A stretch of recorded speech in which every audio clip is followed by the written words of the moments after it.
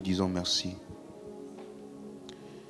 Nous demandons encore que les yeux de nos cœurs soient davantage illuminés alors que nous rentrons en contact avec la connaissance révélée. Merci Père de ce que tu nous donnes par le ministère de ton esprit et de ta parole de contempler le Christ et de te voir tel que tu es.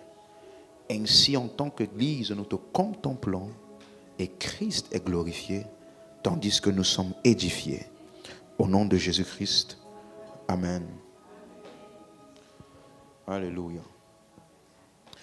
Matthieu 18, verset 20, nous sommes en train de parler de l'importance des rassemblements et des rassemblements spéciaux.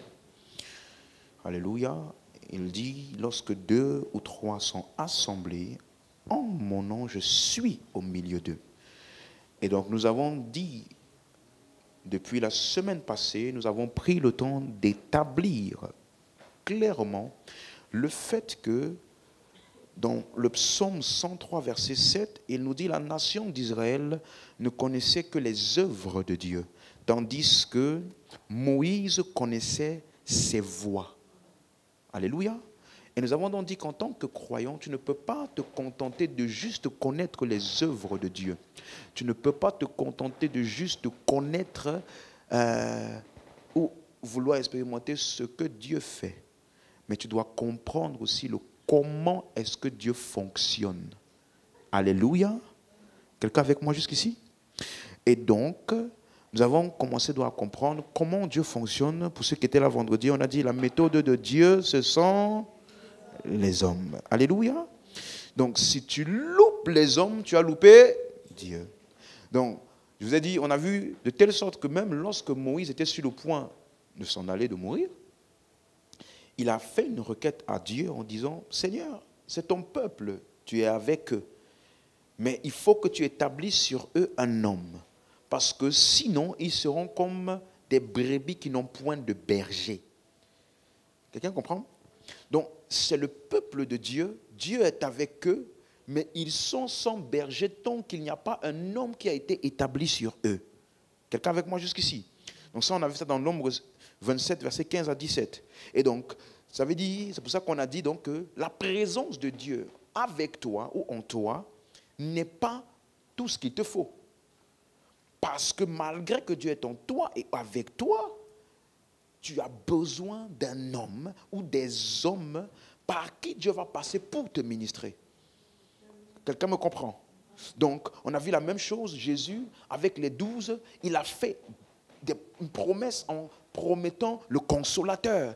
Tu es le consolateur. Je vous enverrai un autre consolateur. Et la Bible dit, il vous conduira dans toute la vérité. La Bible dit, il demeurera éternellement avec vous. On a vu tous ces passages-là. Il vous convaincra du monde, il convaincra le monde du péché, de la justice et du jugement.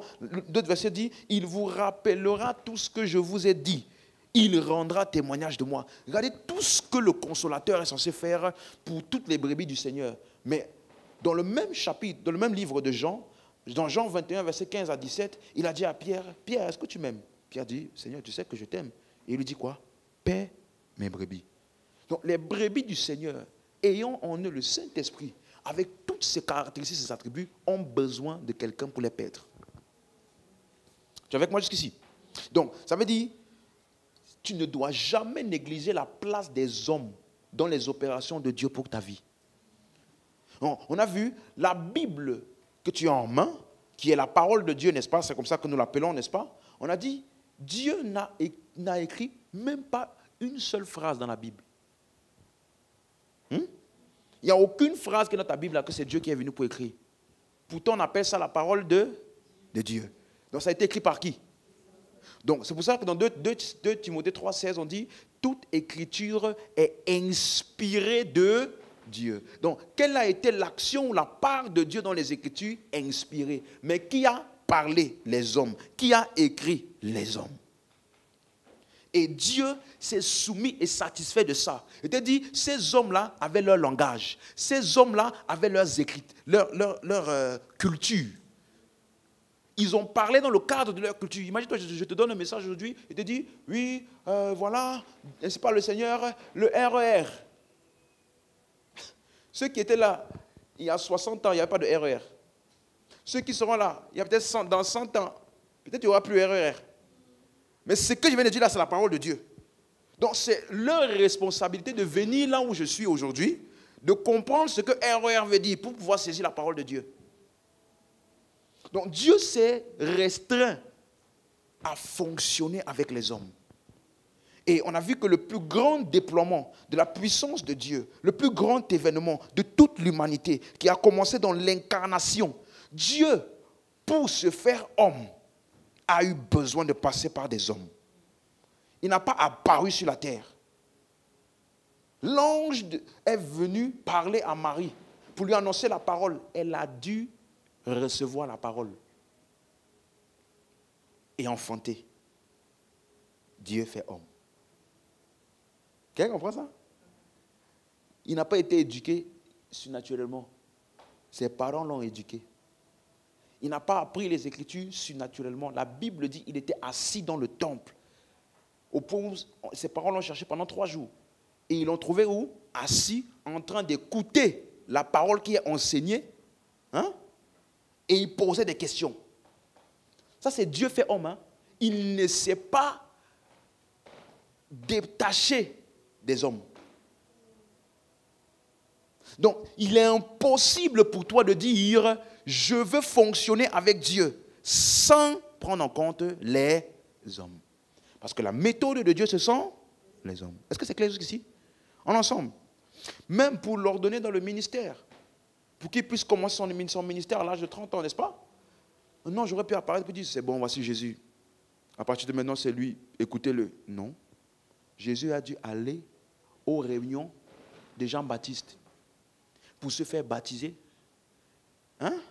C'est là-bas qu'il a eu la confirmation de son ministère. Donc, qui est-ce que Dieu a utilisé pour confirmer, ordonner Jésus dans le ministère? Qui? Jean-Baptiste, un homme. Quelqu'un comprend? Donc, si Jésus avait négligé les rassemblements et les réunions organisées par Jean-Baptiste, il aurait loupé son ministère, même s'il est Dieu fait homme. Donc, tu dois comprendre la place à donner à certains types de rencontres et de rassemblements. Tu dois comprendre la place à donner aux hommes dans la manière dont Dieu fonctionne dans ta vie. Toutes les phases importantes de ta vie passent par des hommes. Il n'y a aucune nouvelle phase qui va venir du ciel comme ça, sans rien. Même si tu pries, tu jeûnes, Dieu va t'envoyer vers un homme. C'est lui qui va t'introduire là-bas. Quelqu'un me comprend? Est-ce qu'on est ensemble jusqu'ici? Donc, ça veut dire, c'est important que tu comprennes la place des hommes. Et même lorsque Jean-Baptiste a été emprisonné, la Bible dit qu'il était dans l'offense. Et il envoyait ses disciples demander à Jésus, es-tu celui qui va venir ou bien devons-nous attendre un autre? Et Jésus a répondu en disant, regardez, les aveugles voient, les boiteux marchent, la bonne nouvelle est prêchée aux pauvres. Et ils sont allés raconter ça à Jean-Baptiste. Et qu'est-ce que Jésus a fait juste après? Il a confirmé le ministère de Jean-Baptiste en disant, cet homme-là est plus qu'un prophète. Il est le plus grand de tous ceux qui sont nés d'une femme. Pourquoi n'a-t-il pas régné ou discrédité Jean-Baptiste? Parce que s'il le faisait, c'est lui-même qui discréditait. Parce que qui l'avait ordonné dans le ministère? Jean-Baptiste. Est-ce que tu es avec moi? Donc ça, c'est des rappels par rapport à ce qu'on a vu. Maintenant, ouvrons ensemble. Tu vas voir un autre endroit important. Acte 9, verset 5. Jésus apparaît à Paul. Acte 9, verset 5. Alléluia. Il répondit, qui es-tu, Seigneur? Et le Seigneur dit, je suis Jésus que tu persécutes. Il te serait dû de régimber contre les aiguillons. Paul persécutait qui? L'Église, les chrétiens. Il n'a pas vu Jésus personnellement. Mais Jésus dit, c'est moi que tu persécutes. En d'autres termes, tout ce que tu fais à l'homme en Christ, tu es en train de faire ça à qui? À Christ. Donc, il est impossible de servir Christ en dehors de ceux qui sont en Christ. Le champ d'action de ton service de Christ, pour Christ, est envers ceux-là qui sont en lui. Quelqu'un avec moi? Je suis Jésus que tu persécutes. Donc, si je persécute un chrétien, qu'est-ce que je suis en train de persécuter qui? Si je fais du bien à un chrétien, qu'est-ce que je suis en train de faire? Tu as compris? En ensemble. Ok. Donc, maintenant, verset 6. Tremblant et saisi d'effroi, il dit, Seigneur, que veux-tu que je fasse? Et le Seigneur lui dit, lève-toi, entre dans la ville et on te dira ce que tu dois faire. Mais il parle à Jésus. Pourquoi Jésus ne lui a pas dit directement ce qu'il voulait? Pourquoi Jésus ne l'a pas juste dit? Pourquoi Jésus ne lui a pas juste dit ce qu'il faisait? Je veux que tu fasses ça. Mais au lieu de ça, il dit, qu'est-ce que tu veux que je fasse? Jésus lui dit, va quelque part. Reste là-bas. Quelqu'un va venir te dire quoi faire. Jésus prend la peine maintenant d'apparaître à quelqu'un d'autre qu'on appelle Ananias au verset 10 et de dire à Ananias ce qu'il doit aller dire à Paul. C'est comme si Dieu prend plaisir dans les intermédiaires. Oh, quelqu'un a compris? Dieu prend plaisir dans les intermédiaires. Ça veut dire qu'il y a certaines choses qu'il ne te dira pas directement. Il passera par quelqu'un d'autre en qui il habite aussi. Et ce que l'autre va te dire là, c'est Dieu qui te parle. C'est pour que nous apprenions à discerner le corps de Christ. À voir Dieu dans chacun. Quelqu'un comprend? Alléluia. Et maintenant, regarde Acte 13, verset 1. La Bible dit, il y avait dans l'église d'Antioche. Dans l'église d'où? D'Antioche. Des prophètes et des docteurs, Barnabas, Siméon, appelé Niger, Lucius de Cyrène, Manahen, qui avait été élevé avec Hérode le tétrarque, et Saul.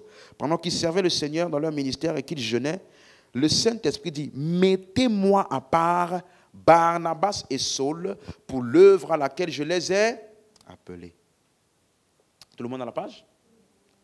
Donc, quand il dit mettez-moi à part, quand on dit le Saint-Esprit dit, ne pense pas que c'est une voix qui est descendue du ciel pendant que vous êtes en train de prier et le Saint-Esprit, ainsi dit le Seigneur. Non.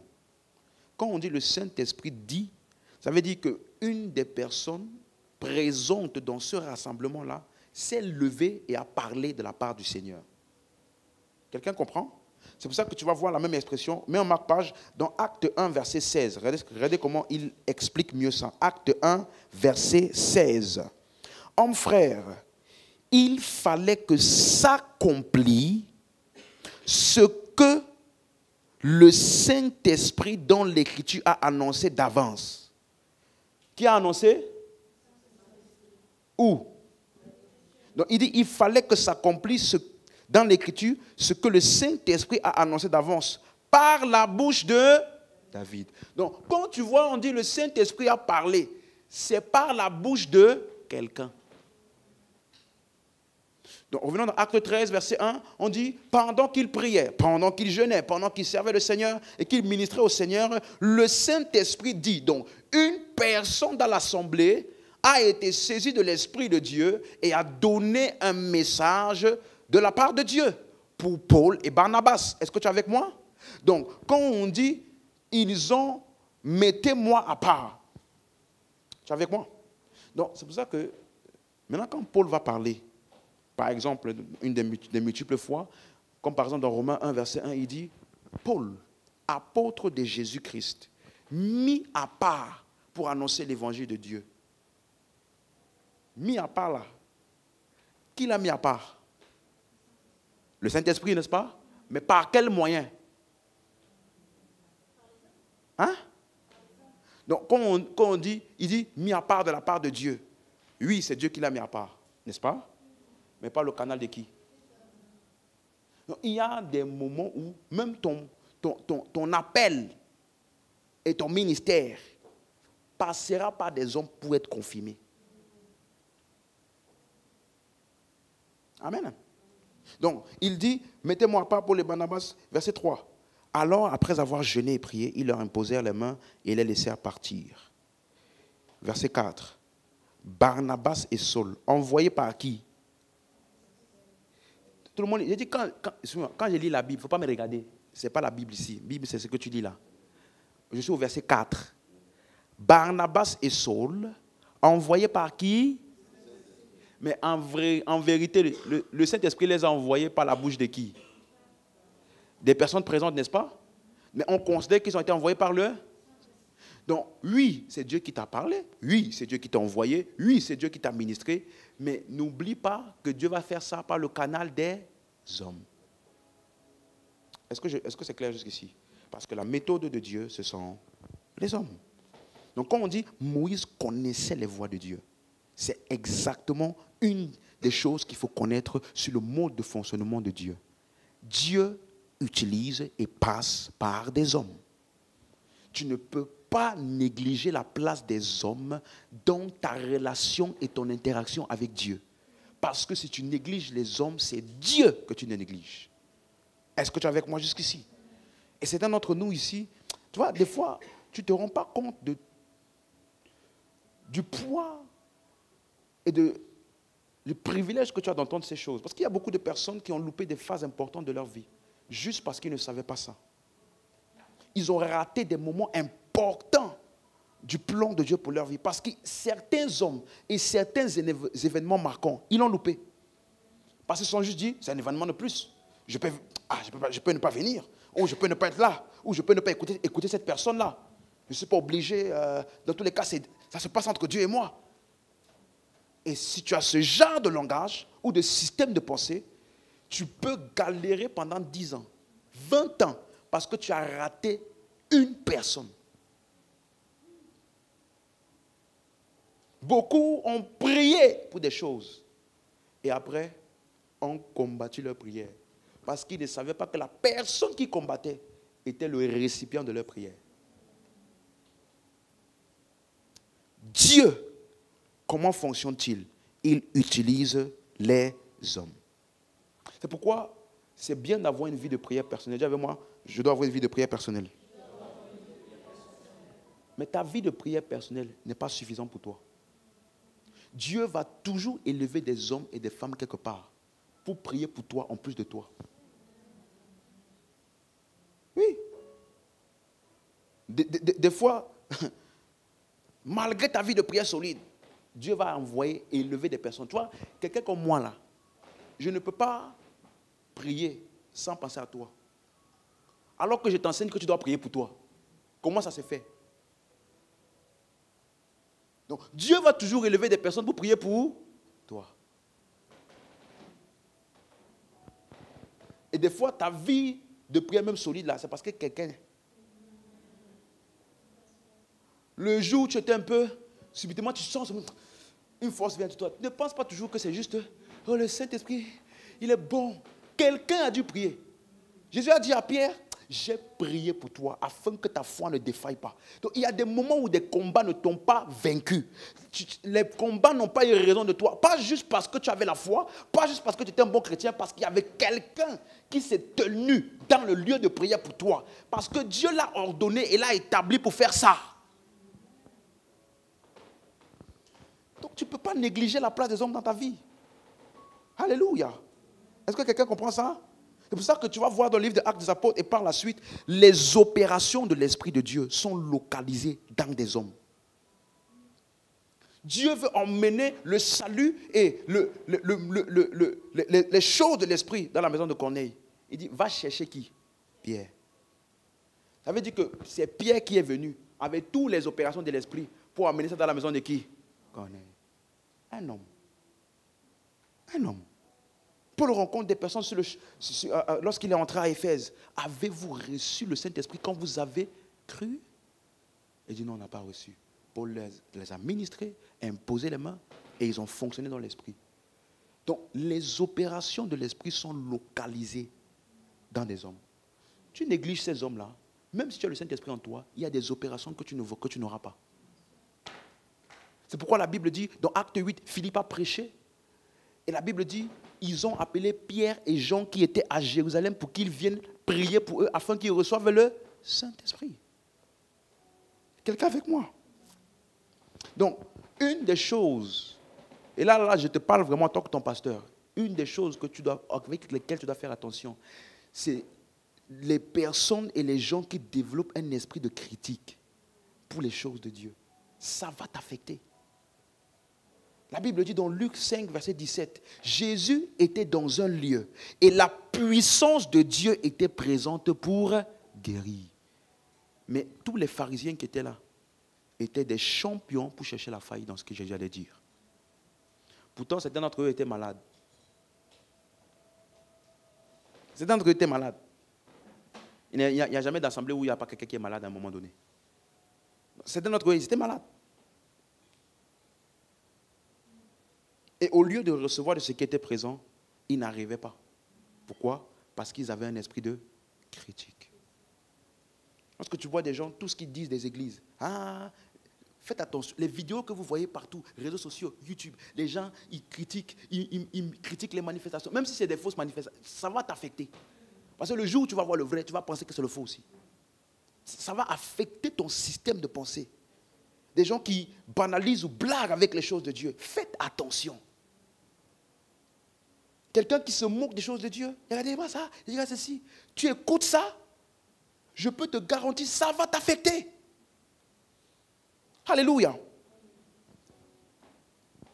Ne soyez pas le seul chrétien, tout le temps que tu regardes, oh, il y a scandale. Scandale tel homme de Dieu, scandale tel homme de Dieu, scandale ceci. Ça va affecter ta manière dont tu reçois des hommes de Dieu. Ça finit par te rendre insensible aux choses de Dieu. Et il y a beaucoup de personnes qui sont dans ce cas aujourd'hui. Parce qu'ils ont donné l'oreille à trop de choses corrompues.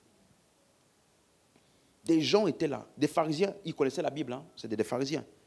Et ils savaient que les Écritures annonçaient un Messie qui devait venir. Et le Messie là était devant eux. Mais ils n'arrivaient pas à le reconnaître. Pourquoi? Esprit de critique. Alléluia. Donc, sache que les hommes ne sont pas parfaits, mais ils sont la méthode de Dieu pour toi. Alléluia. Donc, pour revenir à ce que je disais, Jésus était dans une salle et les pharisiens étaient là pour chercher la faille dans ce qu'ils allaient dire. Quand tu cherches la faille dans un homme, tu vas toujours trouver. Tu vas toujours trouver. Mais ce que tu vas rater, c'est ce qu'il transportait pour toi. Comment dans une salle, c'est quelqu'un qui n'était même pas dans la salle, qui était à l'extérieur, qu'on a fait passer par un toit. C'est lui qui reçoit sa guérison. Dans un lieu où tous les gens qui étaient là dans la salle étaient insensibles pour recevoir.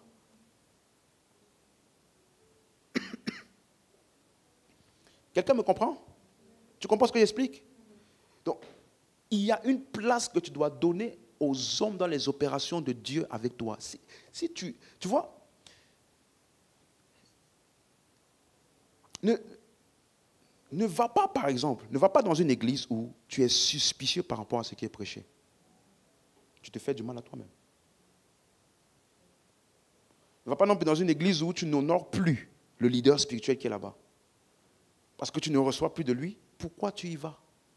Tu te fais du mal à toi-même. Parce que les gens qui sont là-bas, même s'ils n'ont pas toute la doctrine comme toi, la doctrine précise, mais parce qu'ils sont en train de recevoir de leur leader, là, ils vont grandir quand même plus que toi. Parce que tu n'es nulle part. Donc, tu dois savoir où te planter et éviter, écoute-moi, esprit de critique, de suspicion, ce n'est pas de Dieu. Alléluia. Est-ce qu'on est ensemble? Donc, dis avec moi, je refuse d'avoir un esprit de critique, d'être un chercheur de failles. Je choisis de m'aligner au mouvement de l'esprit et à honorer les hommes que Dieu utilise. C'est clair? Pourquoi? La méthode de Dieu, ce sont les hommes. Alléluia. Allons dans Nombre 11, verset 14. Gloire à Dieu. Nombre 11, verset 14. Les opérations de l'Esprit de Dieu sont domiciliées dans des hommes. Et surtout dans des hommes au travers des rassemblements. Alléluia. Nombre 11, verset 14. La Bible dit ceci. Je ne puis à moi seul porter tout ce peuple, car il est trop pesant pour moi. Qui parle? Moïse. Il dit, ce peuple-là, il est trop pesant pour moi. Verset 15. Plutôt que de me traiter ainsi, tue-moi, je te prie, si j'ai trouvé grâce à tes yeux, que je ne vois pas mon malheur. Alléluia. Donc Moïse est en train de dire, la charge de l'office que j'ai est trop lourd pour moi. Il parle à qui? À Dieu.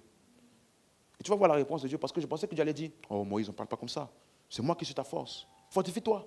Tiens bon, je suis ta force. Comment ça tu ne peux pas porter? Et regarde la réponse de Dieu, verset 16.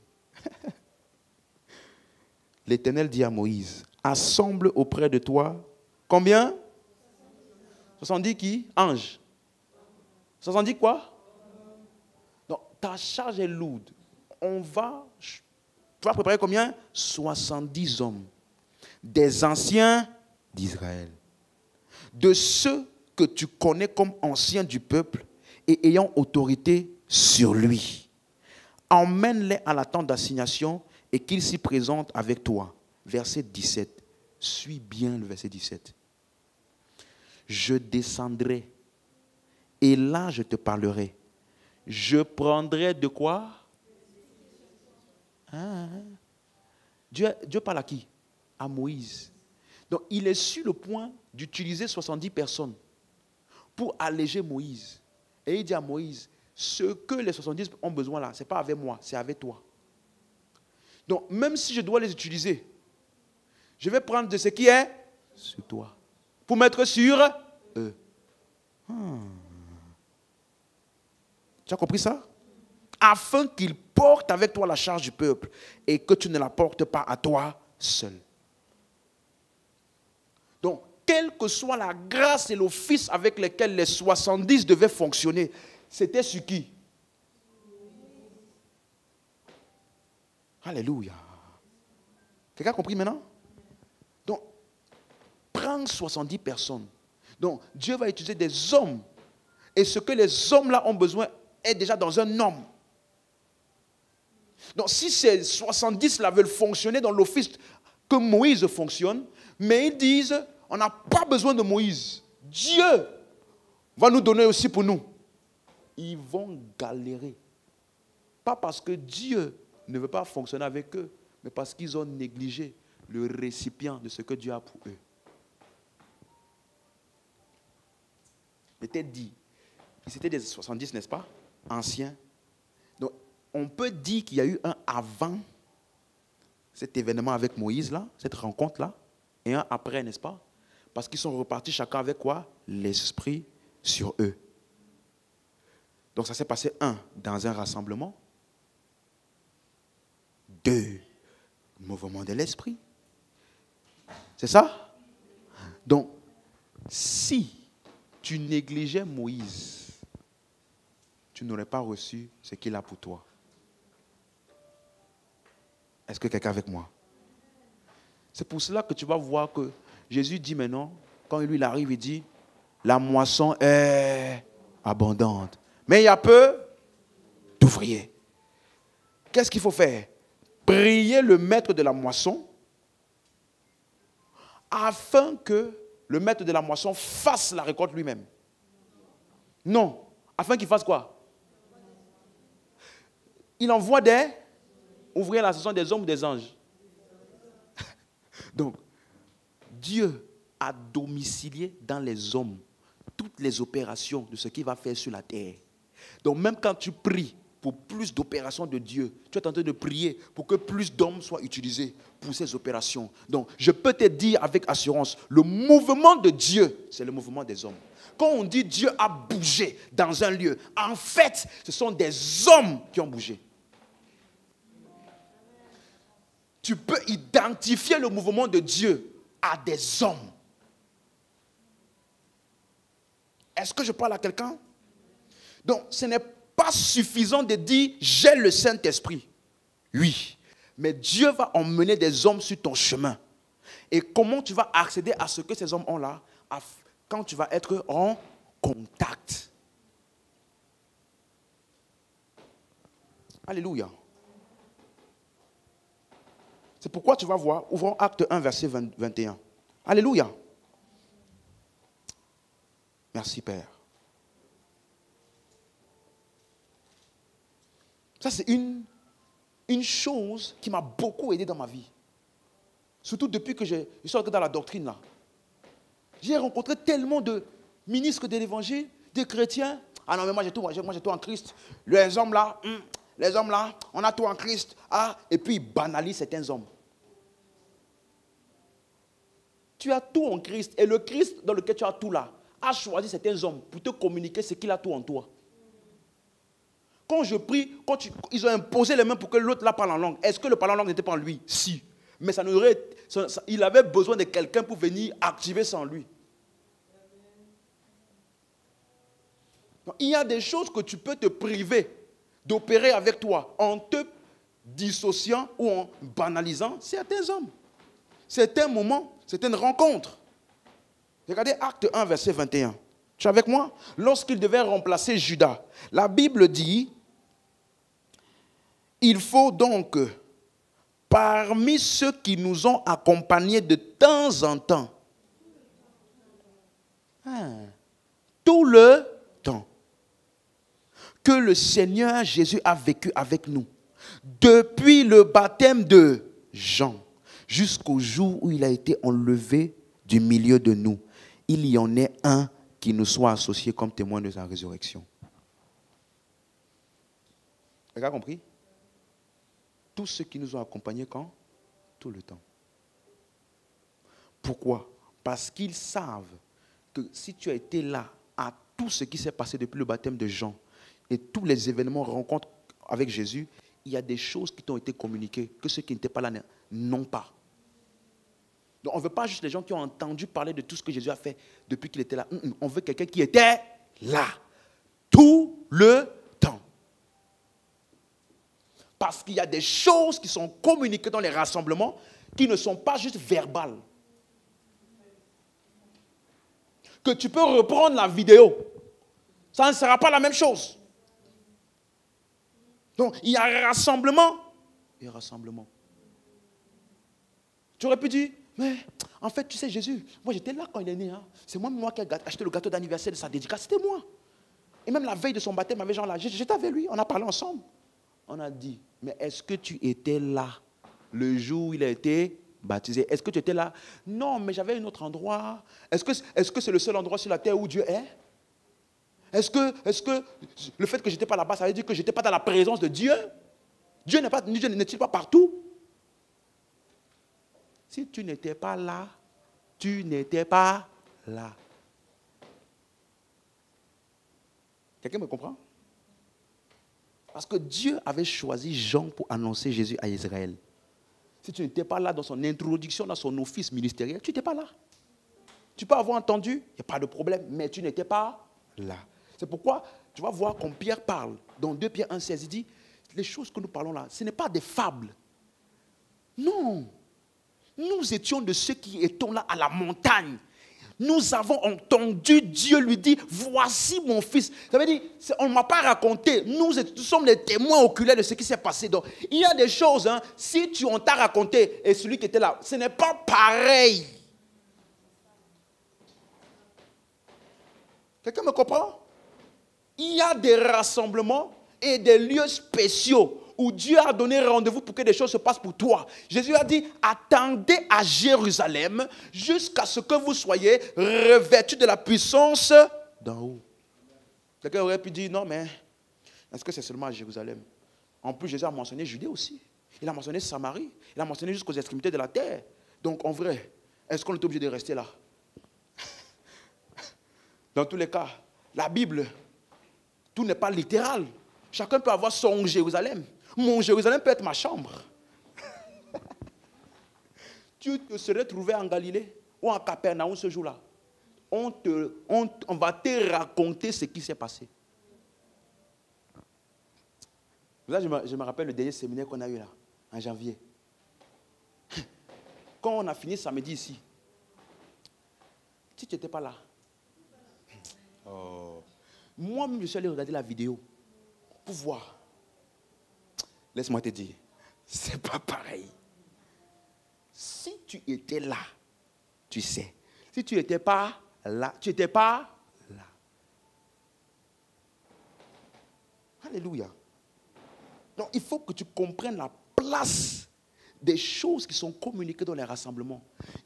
Écoute-moi, il y a certaines expériences qui font beaucoup plus en 5 secondes ce qui aurait pris 1 an ou 10 ans d'enseignement. Regarde Paul. Il est en train de partir persécuter les chrétiens. Dans sa tête, il est persuadé que c'est la bonne chose à faire. Tu aurais pris combien d'années d'enseignement pour l'expliquer? Non, dis-moi, tu aurais pris combien d'années pour l'expliquer? Parce qu'il était assis, hein? Il a dit qu'il était plus avancé que ses contemporains dans la loi. Tu aurais pris combien d'années d'enseignement pour expliquer à Paul? Combien d'années? Mais 5 secondes. Pah, il est tombé par terre. Donc Dieu fait tomber les gens par terre. Et tomber par terre là, hein, ça a changé complètement sa perception de tout. Celui qui persécutait Jésus a dit, qui es-tu Seigneur? Subitement il a dit, que veux-tu que je fasse pour toi? Qu'est-ce qui s'est passé entre les deux moments? Une interaction, une expérience. Ça aurait pris combien d'années d'enseignement? Dis-moi. Il y a même des choses, hein, tu vas d'abord expérimenter. L'enseignement va venir après. Oui. Tu vas d'abord expérimenter. L'enseignement va venir après. C'est comme un frère qui m'a appelé récemment, avec lequel j'ai parlé plutôt récemment. Il m'a dit, j'ai écouté l'enseignement sur le caractère de Dieu, les choses et tout. Je me suis rendu compte qu'en fait, en t'écoutant, j'ai déjà tout. J'ai la puissance de Dieu en moi. Avant, je pensais qu'il fallait que je sente toujours une onction spéciale pour prier pour les gens. Mais dans mon travail, j'ai vu quelqu'un qui avait mal au dos, j'ai prié pour lui. Il a été guéri. Après, j'ai prié pour quelqu'un encore. Le lendemain, il a été guéri. Il m'a dit, j'ai maintenant compris que ce n'est pas sentir quelque chose, c'est la conscience de qui je suis. Ça veut dire que ce n'est pas l'enseignement qui lui a donné cette conscience. C'est ce qu'il a vécu là. Il y a des choses, écoute-moi, tu dois vivre ça. Non, mais je vais regarder la vie. Ça ne sera pas la même chose. J'ai écouté pendant presque 2, 3, 4 ans, en boucle, les enseignements du pasteur Chris. En boucle, en boucle. Suis-moi. Quand je suis parti là-bas, écoute-moi, regarde-moi dans les yeux. Quand je suis parti là-bas, c'est pas la même chose. Alors, oh là là, rien à voir. Il y a des choses qui sont enseignées.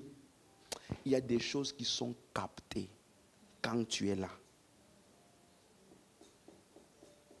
Alléluia.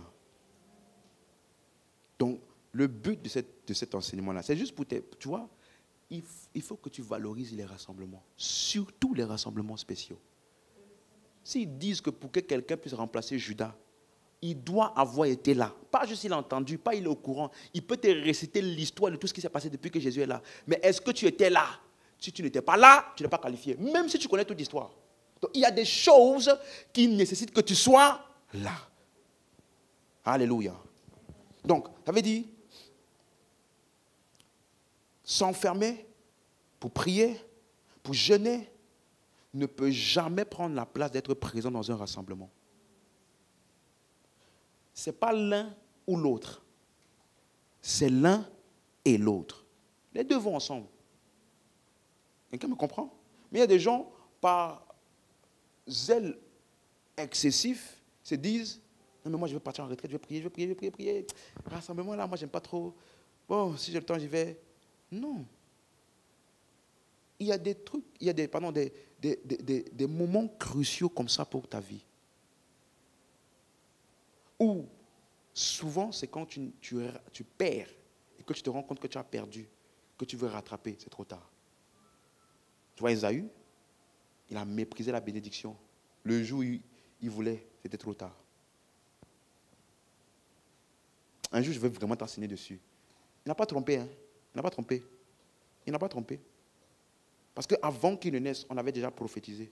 Le plus jeune là, c'est lui qui va hériter la bénédiction à sa mère.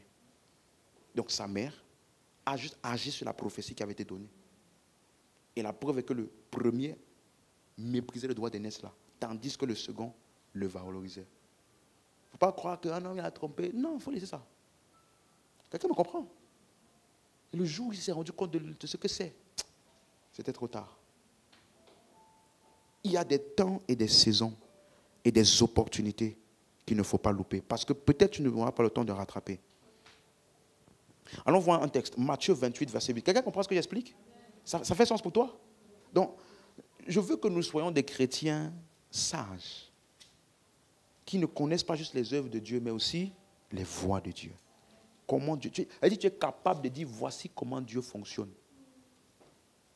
Et donc, tu es intelligent pour fonctionner en synchronisation avec Dieu, parce que tu sais comment Dieu fonctionne. Alléluia. Regardez Matthieu 28, verset 8. Elles s'éloignèrent promptement du sépulcre avec crainte et avec une grande joie. Et elles coururent porter la nouvelle aux disciples. Et voici, Jésus vint à leur rencontre.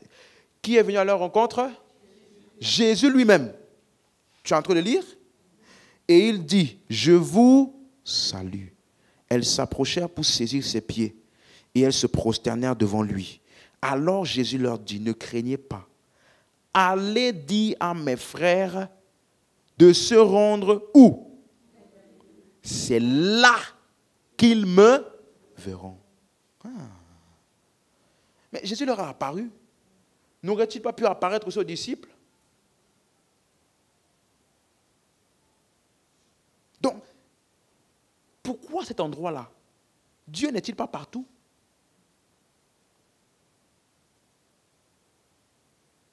Quelqu'un comprend? Verset 16. Alors les 11 disciples allèrent en Galilée, sur la montagne que Jésus leur avait désignée. Et maintenant, si tu lis toute la suite, ce que nous connaissons aujourd'hui comme étant la grande commission. Tout pouvoir m'a été donné dans le ciel et sur la terre. Allez, faites toutes les nations des disciples. Ça veut dire que cette instruction-là est venue parce que les disciples sont venus à l'endroit et ils étaient réunis ensemble dans le lieu. S'ils n'étaient pas là, ceux qui n'étaient pas là ne l'ont pas reçu. Est-ce que je parle à quelqu'un? Tu comprends ce que j'explique là? Donc, ça veut dire, Jésus aurait pu aller les rencontrer chacun individuellement. Tu vas aller faire les disciples, ok? Après la part à l'autre. Fais les disciples, ok? Après la part à l'autre. Fais les disciples. Mais non. Pourquoi? Parce que Dieu fonctionne avec les hommes et il fonctionne avec les hommes dans les rassemblements. Donc, la grande commission, aller faire toutes les nations des disciples, n'a pas été donnée à un individu. Ça a été donné à des individus réunis dans un lieu. Parce qu'il y a des opérations spéciales de Dieu, par son esprit, qui sont assignées à certains rassemblements, moments et rencontres. Si tu les loupes, ça ne veut pas dire que tu n'as pas Dieu. Ça veut juste dire que ça qui était présent là-bas, tu n'as pas pris part. C'est tout. Et si ça devait te bénéficier, tu vas galérer.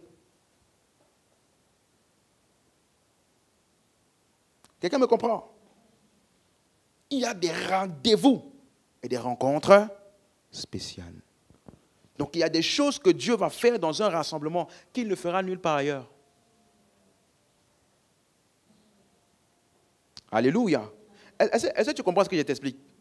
Ça là, c'est la sagesse de Dieu. Si tu loupes ça, tu peux galérer pendant des années sans savoir que, Seigneur, pourquoi tu ne me parles pas?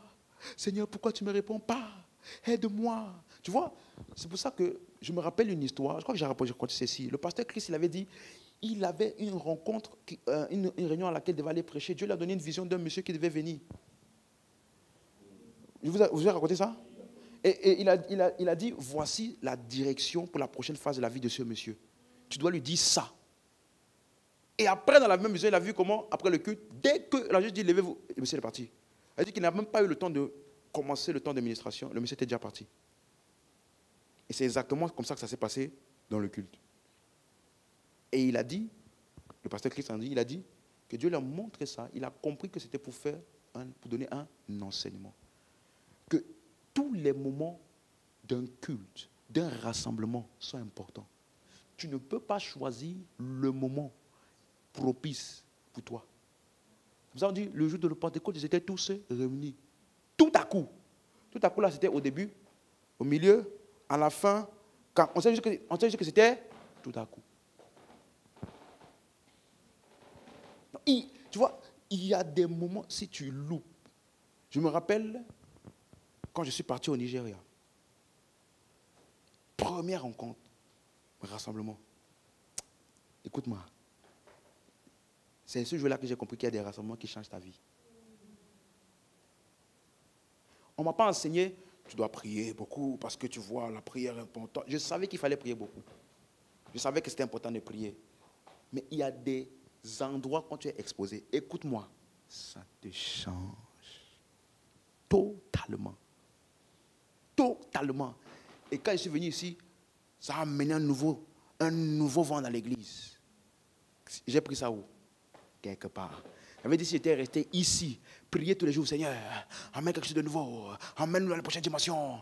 Et tu es une église de rassemblement, tu es un insensé. C'est pourquoi j'ai compris certaines choses. Il y a certains endroits où tu vas toujours me trouver. Parce que je me suis rendu compte qu'il y a des rencontres où je dois aller là-bas pour recevoir des directions pour notre église ici. Mais pasteur, tu pries? Oui. Pasteur, tu jeûnes? Oui. Pasteur, tu entends? Tu reçois les choses de Dieu? Oui. Mais je suis aussi conscient que je reçois des choses dans ces rassemblements-là que je n'ai pas reçues quand j'étais tout seul.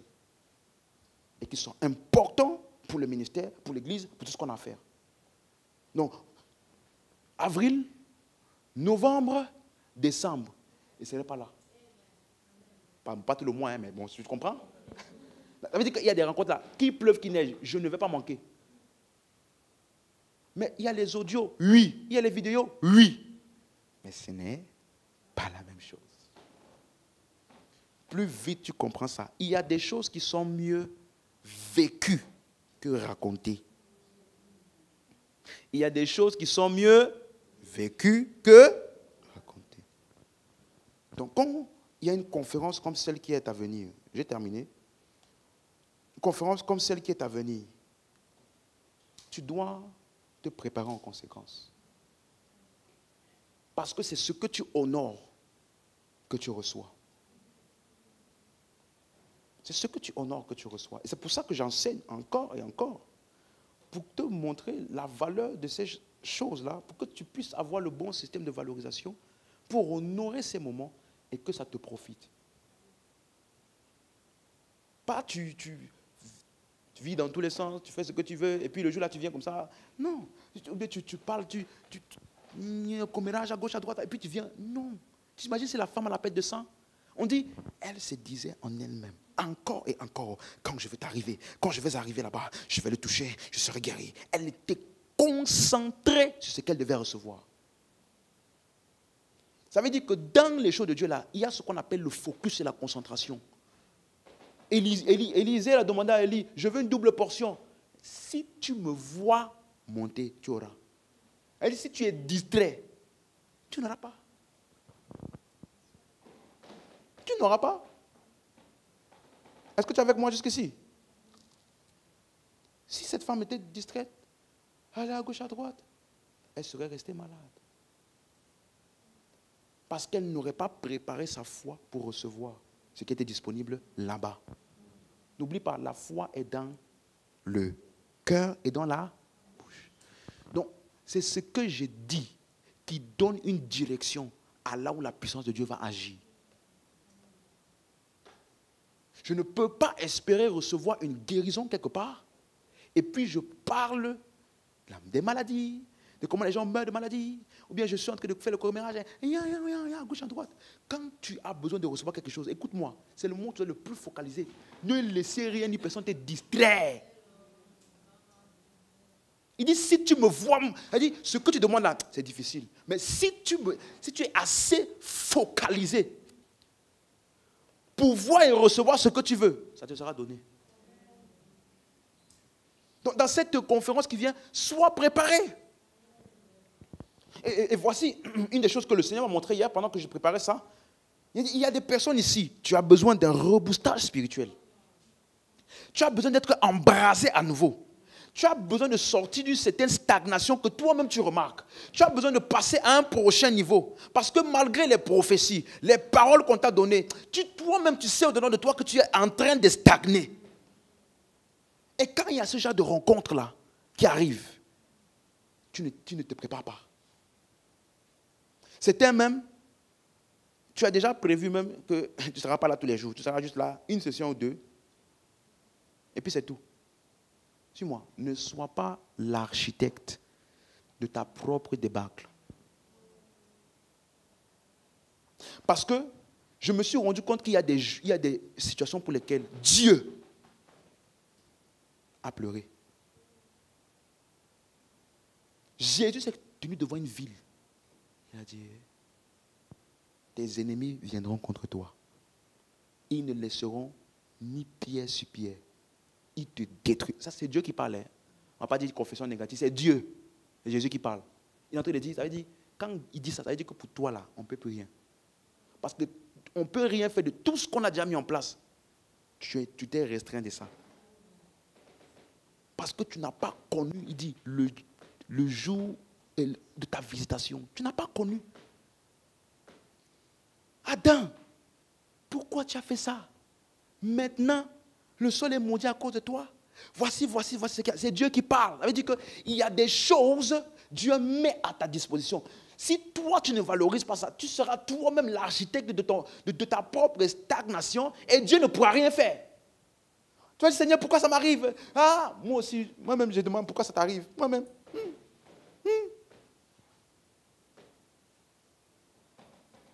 Prépare-toi, sois concentré. Dieu a utilisé Jean-Baptiste pour Jésus. Dieu a utilisé la réunion de Acte 13 là, pour confirmer l'appel de Barnabas et leur donner des instructions. Donc il y a des choses que tu n'auras pas dans ta chambre. Si tu veux voir la montagne, tu pries, tu jeûnes, tu fais. Il y a des choses que tu n'auras que dans des rassemblements. Donc tu les négliges, c'est toi-même ta vie que tu es en train de mettre en suspens. Tu dois aller là où Dieu est en train d'agir. Et laisse-moi te dire, je crois de tout mon cœur que cette conférence à venir est une rencontre spéciale. Donc, tu dois être là, pas juste physiquement, avec tout ton être.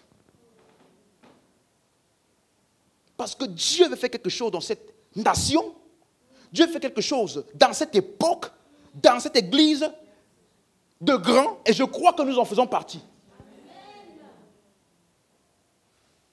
Ne sois pas de cette catégorie de personnes qui ne savent pas ce que Dieu est en train de faire autour d'eux. Hé, celui est redoutable. Je ne savais pas que Dieu était là. Donc tu peux être dans un endroit, des choses extraordinaires se passent. Et toi tu es distrait. Vous venez dans les rencontres, vous discutez, vous envoyez des messages, vous chattez à l'église.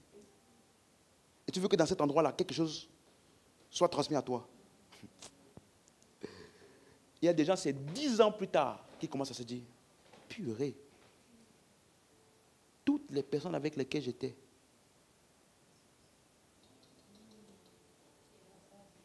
quand je vois leur niveau spirituel, et quand je vois là où moi je suis, qu'est-ce qui n'a pas marché?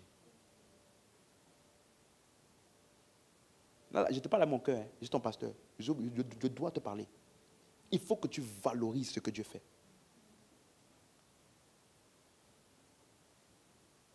Alléluia. Cette conférence-là, en tout cas, on est là, non? Moi, je sais que ma vie... Et l'église, là, on va passer à un autre niveau. Oui. Oui. Ce n'est pas juste une simple conférence. C'est un homme que Dieu a envoyé. Ça, c'est une telle grâce qu'il ne faut pas banaliser. Parce que Dieu a un grand plan pour la France, pour l'Europe, et Dieu est en train d'équiper des hommes et des femmes. Comment les équipe-t-il? En envoyant des hommes. Ce n'est pas juste une réunion simple. Ça sera une réunion d'enseignement, une réunion du Saint-Esprit, réunion de guérison, réunion de prière, réunion des ministres de l'Évangile, réunion des ouvriers du Seigneur, réunion de révélation, où la puissance du Saint-Esprit va te toucher de manière spéciale. Où le Saint-Esprit, à travers l'homme de Dieu, va se mouvoir de manière spéciale pour communiquer des grâces à quelqu'un ici. Toutes sortes d'expériences pour te propulser à une nouvelle phase dans le plan de Dieu pour ta vie. Alléluia. Donc, on va faire quelque chose. J'ai terminé. Prends juste quelques minutes maintenant. Tu vas couper la tête et tu vas prier pour toi-même. Ne me laisse pas passer à côté de ce que tu as pour moi, Seigneur. Ne me laisse pas être insensé pour ne pas voir ce que tu fais. Parce qu'il y a des choses.